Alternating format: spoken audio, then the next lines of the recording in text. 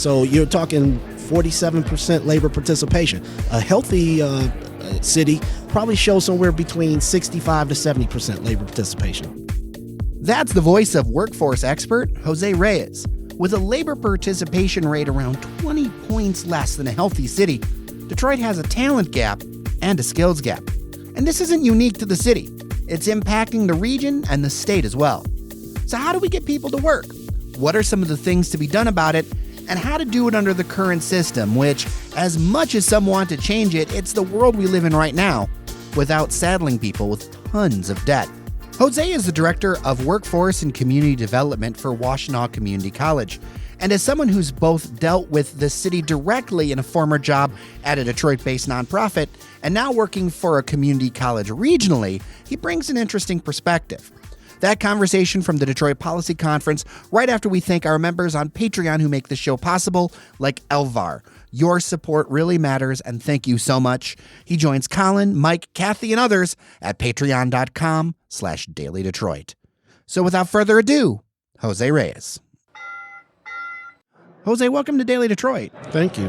Pleasure to be here. So I wanted to talk to you because workforce development, like workforce, that's a fancy word for getting people jobs, right? Well, it's actually more than that. Okay, let's talk about that. Workforce development, I think in some respects, that is, just getting folks jobs is the most cursory understanding. Okay. Workforce development really is understanding the supply and demand chain. And again, think about it. Workforce development is based on employer demand. So it's a supply and demand chain. The job seekers are the talent supply. And so, the employers are where the demands are for the skill sets. And so for me, it's an ecosystem with the educational provider somewhere in the middle in terms of skilling up individuals. So what is the state of that demand right now in our region? It's not just in our region. I would say even nationally, we have two issues at bay. One is the skills gap, which has been referred to as individuals that are currently in the labor force not matching up to where the new jobs and where technology is taking the jobs that they currently have. So employers are looking how to skill up their individuals that they currently have in the talent pipeline.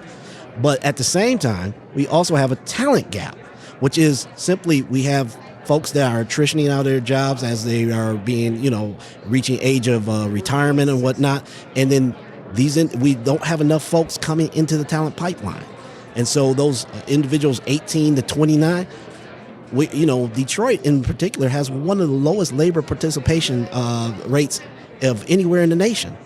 Wow. Yeah. So you're talking 47% labor participation. A healthy city probably shows somewhere between 65 to 70% labor participation. That's kind of stunning. Why is that? Well, I think part of that, if we're looking at what's going on maybe at the city of Detroit level or within the city, is that you also have epidemic poverty. You actually have the highest poverty in the city of Detroit without any regards for any other city. There is no other city in America that has higher poverty than the city of Detroit. And so when you think about that, it has huge, what I call residual effects. So again, folks in poverty don't necessarily get the educational opportunities. And as such, we have generational cycles of poverty that have continued.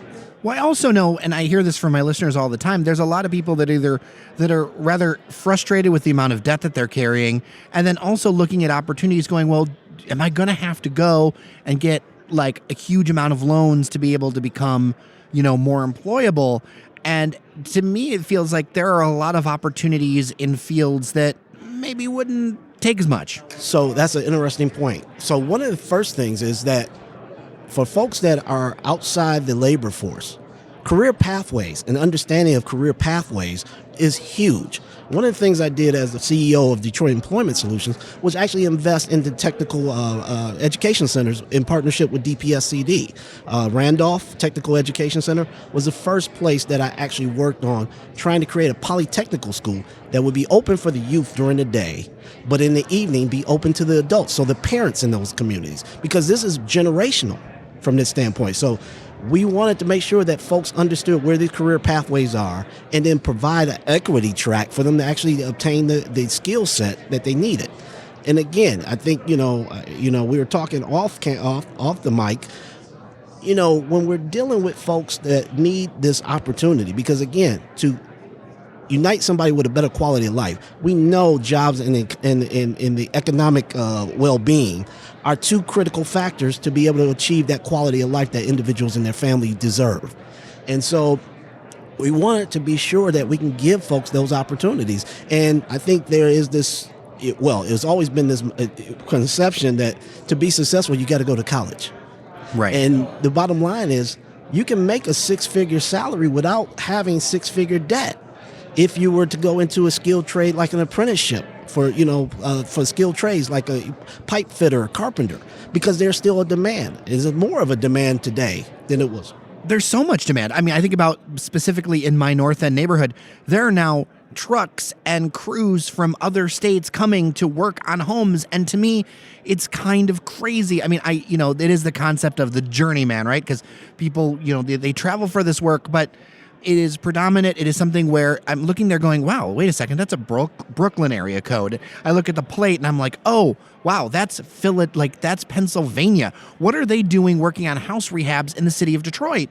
But I talk to people. I even talked to the people doing it. Some of them are not major project owners. They're just a couple from somewhere or whatever. They're like, we could not get workers. Or people would tell me, there's a 6-month wait. I had something done on the house that I live in, and the contractor literally said, well, I can see you again maybe in June. And that is just not going to work for people. Jeremiah, you spoke to that in real detail, which is, the construction skilled trades is really an agile group of individuals. They go to where the projects are and where the opportunities are. And so, I think, Detroit at a point in time when it was, Detroit prior to World War II was one of the richest cities in the world. And one of the largest. And it's still, right, 139 square miles is one of the largest cities in America as well. But, I think some things have happened post-World War II that were out on the economic downturn. As a result, a lot of our construction skilled trades journeymen went to where those opportunities were at that time. So some went down to the state of Texas and started to build up those areas as Atlanta came on. So we lost a lot of that skilled trade labor that we had, and they went to where the opportunities are. Now, because the city is in this resurgence and it's building itself up and reinventing itself, it now has need for that talent. We saw it with District Detroit. When I was in the workforce at Detroit Employment Solutions, we had 12,000 folks come through our portal looking for opportunity for construction skilled trades. So as more, opportunities for development go on, more and more folks get that idea that, hey, I want to be part of that. Well, and it's not just limited to construction. I mean, I see companies like Quicken and IT companies, technology companies, all trying to hire and find people. And I mean, a lot of them are having a heck of a time doing it. And it's funny you mentioned that. One of the things that I did once we got what we call the Detroit Register Apprenticeship Program, or DRAP as it was affectionately known as, underway, the other piece I looked at is where the hot jobs were, IT, healthcare. And so we started looking at, can we apprenticeize those opportunities in a way or create special initiatives? So one of the things we did was create Tech Hire. It was actually an initiative by the Obama administration, but we took some anchor employers that were in the region that had technology needs and did 8-week boot camps. We then spun off of that. And I call it, it was almost like a farm system in baseball. So we had AAA with an 8-week boot camp. Then we started a federally registered apprenticeship program that took 9 months. And then we thought about folks that aren't even in the IT space altogether, but might have that interest. And we created a tech accelerator that may lead to the boot camp or the apprenticeship, or either a direct entry into, say, help desk or something like that. Well, I look at what you're talking about, and I think it's important because I think about the idea, we talk about this idea of a boom in Detroit, right? That we've seen some things happen downtown and in select neighborhoods, and frankly, in different parts of the region, Ferndale, et cetera, et cetera, et cetera. Thing is, though, is that I don't think we know what a real boom looks like. Like I was in Charlotte, a few months ago, and that's what a boom is, right? And Oakland County Executive David Coulter was on the stage today talking about how in the Detroit urban area, compared to other cities, we've actually lost 6% of our population, while other cities have gained population. And I sit there and go, okay, I see the beginnings of a boom. I see the beginnings of what could be a sustainable turnaround. But we don't know what that even looks like, and how do we even skill up for that, and where do we go from here? And I feel like you're somebody who's maybe got some insight with that. Yeah, so two things. One is you're right. We're really at the infancy of this boom in terms of what it can mean to the region. The other piece of this is also reimagining and re-envisioning what a boom looks like. Does it just cover these 139 square miles, or is it the 6.9 square miles of the Midtown, or is it something about southeastern Michigan, or is it the entire state? If you think about the counties, Wayne, Oakland, and Macomb, that's 40% of the state's population. And so we really need to think about a regional play here. Right, because Oakland County counts for, it's one of the biggest economic centers, 0.5%.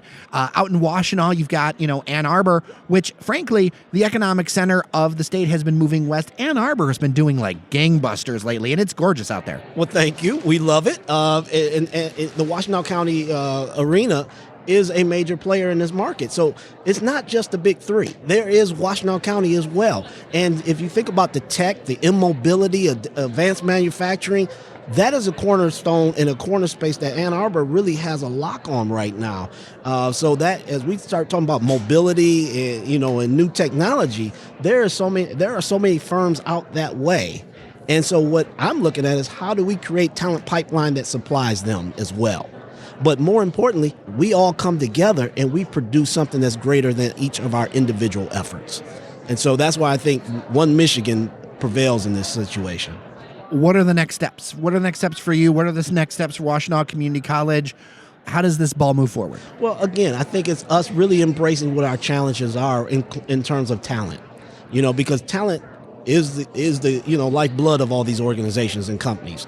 And so part of this is the vision and mission, and I'll leave that to the politicians and to the administrators and whatnot in terms of how they want to imagine their local areas.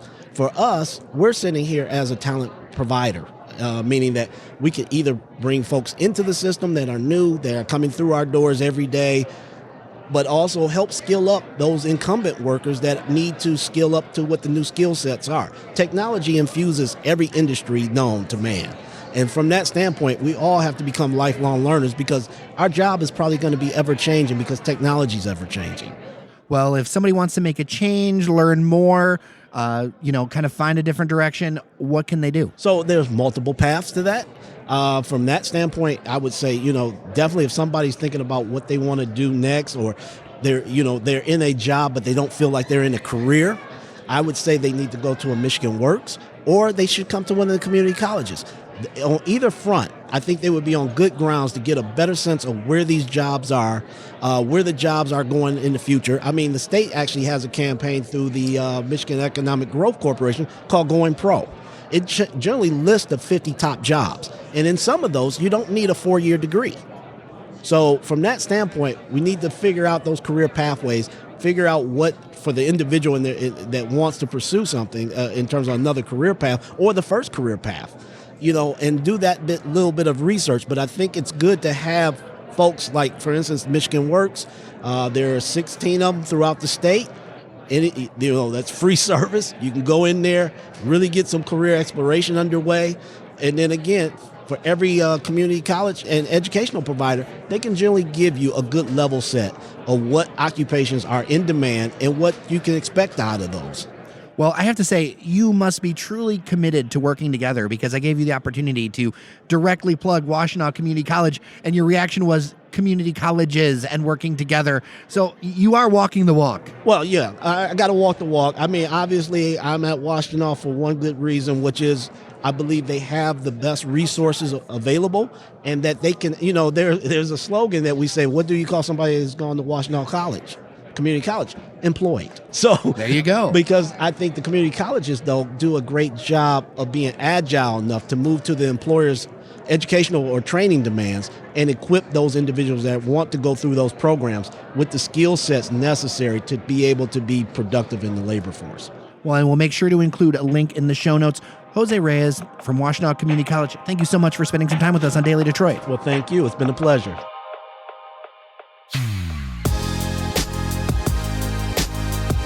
And that'll do it for today.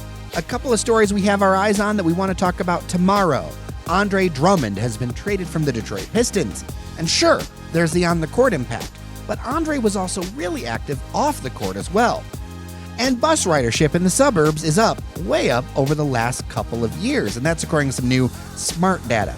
So what does that mean? Sven and I will break that down, and of course, we'll talk about more on Your Daily Detroit. Also, if you're looking to go out this weekend, you should totally check out what Dan Austin is doing over at the Motor City Soul Club. It was pretty cool. I want to say that they got a shout out in Rolling Stone magazine for this event that happens on a monthly basis, spinning Northern Soul at a great venue, the Marble Bar right there near the New Center, the Fisher Building, all of that. The doors open at 9:30 and music starts at 10 on Saturday night. And who knows, you might even catch a couple of us there because it's just that good of a time. With that, I'm Jairus Days. Thanks for listening, and I'll see you around Detroit.